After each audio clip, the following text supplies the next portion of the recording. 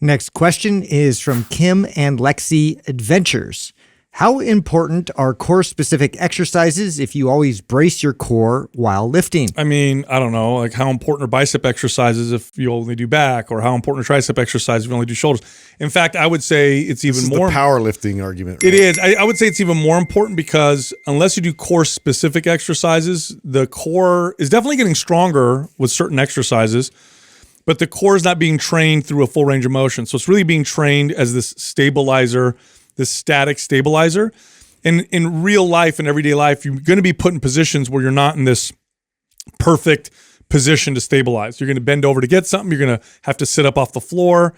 And if you don't train your core through those ranges of motion, the strength difference between stabilizing and actually going through full range of motion is actually kind of large.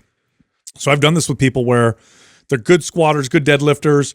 They never really train their core. Then we go do a real like physio ball crunch and they're shaking as they go through the full range of motion. So it's important to train your whole body through all the ranges of motion. That's interesting. You think it's actually more important? I don't know if I would agree with that. I don't know if I'd agree that I think it's more important. Why? Because I would think that somebody who has become a really good squatter and deadlifter, obviously you built some good core stabilization strength, which is better than the person who's doing neither one. Well, no. I mean, it's okay. So I use the example of like biceps, not working your biceps, even which, by the way, is a great analogy, I think. It is. But the difference is when I'm doing rows, I'm at least training my bicep through a range of motion. Yeah. It's not just stabilizing is what I'm saying. Yeah. When you're using your core as a stabilizer, you're strengthening it in that position. Like a deadlift, right? Yeah, you're not using it through its full range of motion. No, it's not that you're not right to your point of like they're different. I mean, you're talking about a whole different adaptation. But I mean, somebody who's gotten really good at squatting, deadlifting, and they're lifting good weight, and they can brace and stabilize their core, I think has a lot of value and carryover into just protecting your spine and your low back in like everyday life. Doesn't mean you have a very strong quote unquote core because you're not training it through full range of motion, and it's only really good at stabilizing.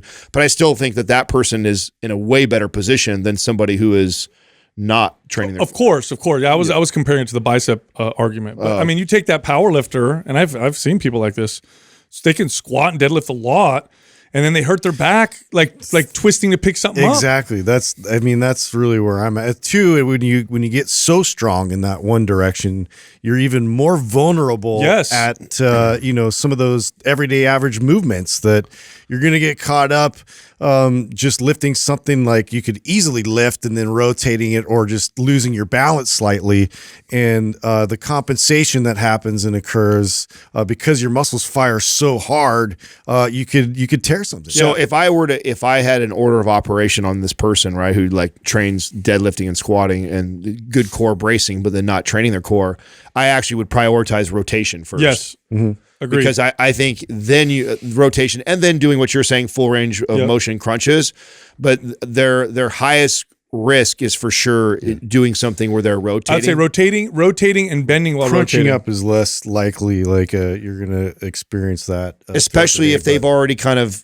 built some sort of stability in the sagittal plane like that, right? They have some strength and stability, even though they don't have good full range of motion. Right. They're not weak and unstable in that situation, so they're at least. But rotating, I would say rotating and lateral flexion and extension because the QL that's a muscle that's often pulled. Yep. Okay, let me paint a scenario.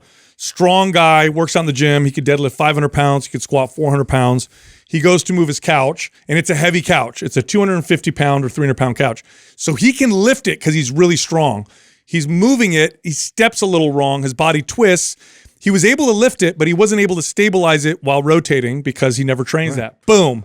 Hurts himself. Why? Because one side lowers versus the other. You get that lateral stability issue. Like you said, the QL leaves that completely susceptible. Yes. So you can have isometric strength, and there's carryover to ranges of motion outside of that, but it doesn't carry all the way over.